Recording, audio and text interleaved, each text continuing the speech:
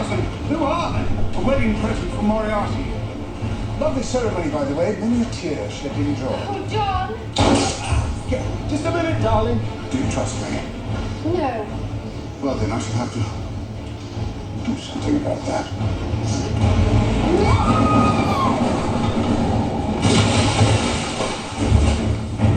Who's up the back next, you bastards?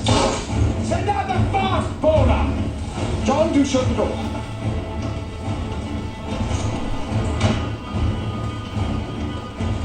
It's got to be done. She's safe now. In my own defense, I timed it perfectly. Did you kill my wife? Did you just kill my new wife? Of course not. What do you mean? How do you know that when you just threw her off a train? I told you, I timed it perfectly. What does that mean?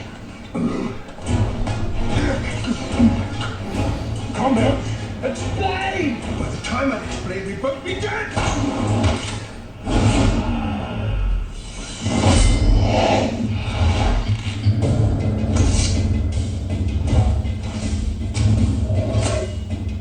Oh, sorry, madam, you can't use the lavatory once the train's in the station.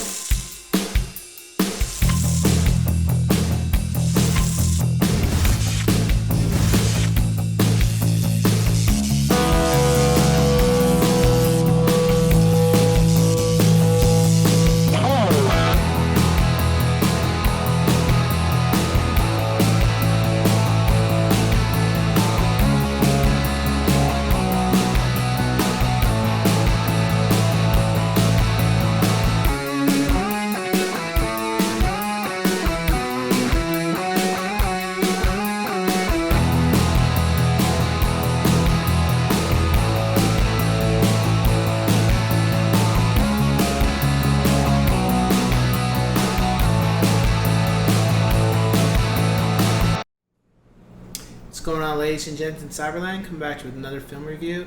And this time we're moving on to the sequel to Sherlock Holmes.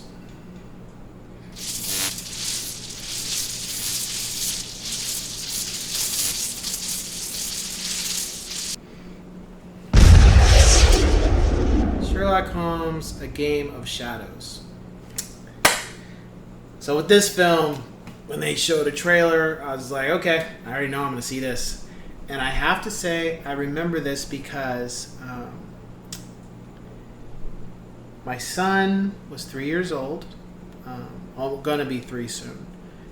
And it was one of the last times that we went out, me and my wife, to the movies because, you know, for us, we didn't have, like some people, we didn't have a babysitter really, and we didn't have anybody that could watch our baby boy. And the other thing was, it was the last time I went to Long Beach Town Center because at this point, they decided to go El Cheapo with their food and their price range, and I just said, that's it. Haven't been back there since, and that was over 11 years ago. You know, I don't feel like I'm missing out on anything. So with this film, it picks up exactly right after the first film, and we now get to see who Moriarty is. We now get to see what his intentions are. We also get to see Watson get married, and we also get to see Sherlock actually losing somebody he cares about for the first time and how he handles it. That was interesting. We also see the members, not the members, but we also see Sherlock and Watson kind of travel outside of London for the most part. It takes place in London at first, but then getting towards the halfway point, we start to see them gravitate to move out of the country, or Britain for that matter. I felt this was the first time too that Sherlock could bleed. I think this was the first time we saw Sherlock actually be very vulnerable and be susceptible to getting hurt. Because the first film, it didn't really happen. So, that was interesting. We also saw that the guy he was dealing with at Moriarty had no...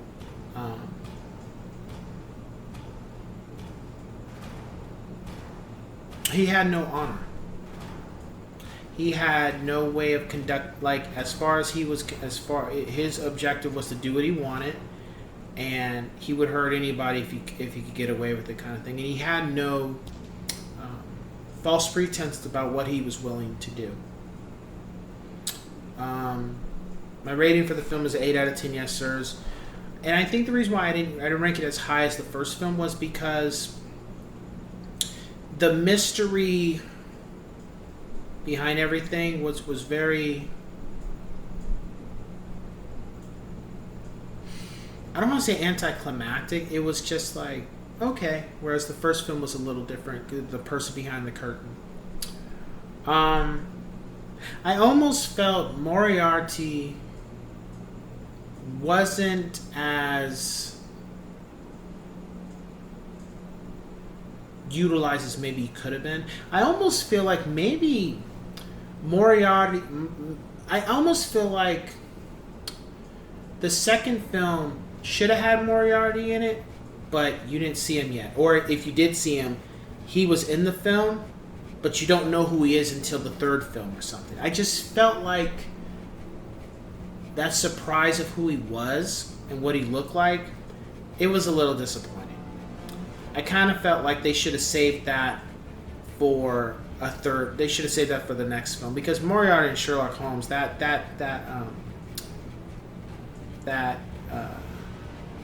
friction and that element of them, the way they intertwine, the yin and the yang, is like Joker and Batman, Lex Luthor and Superman. I almost feel like Sherlock and Moriarty were the first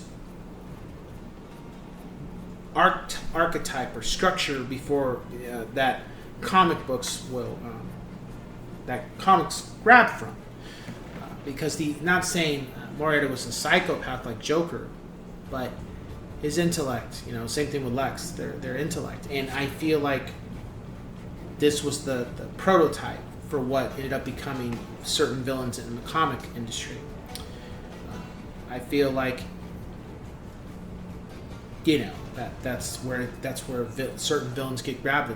Their elements of them are grabbed from Moriarty. So that was a concerning part. And then the female lead, because Rachel McAdams wasn't the female lead in this one, she was all right. She wasn't bad. She was just like, she's okay. She wasn't as appealing to me as Rachel McAdams' character. As Sherlock likes to call the woman, Irene Adler.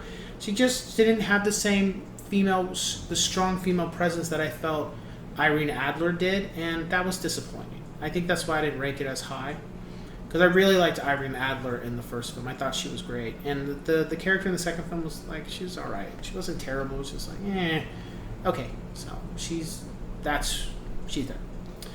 Action was cool. I felt this film was darker than the first, definitely. But I like the first one better. And the second one's a nice addition. It's not a huge step down. It's just I think Moriarty was underused a little bit. I think we should have had other people working for him, and I don't think Moriarty should have been introduced the way he was in the film. I think we should have saw him, but we didn't know. They should have had an actor that was just going to have a cameo, and that's Moriarty, but you don't know it's Moriarty, and it's never hinted that it is yet. And then when the third film comes out, then we finally see who it is, and then they can play back those scenes where this character, like, you could have him have a couple scenes in the second film, and then in the third film he has a couple scenes, but then you have the man behind the curtain. This is who it is. It's who it's been the whole time. And you saw him in the second film, and you saw him in the third film. Finally the door opens to, okay. I felt that would have been better, as opposed to how they introduce him in this film, and how I just felt his introduction was just. I would have felt better if it would have been a surprise.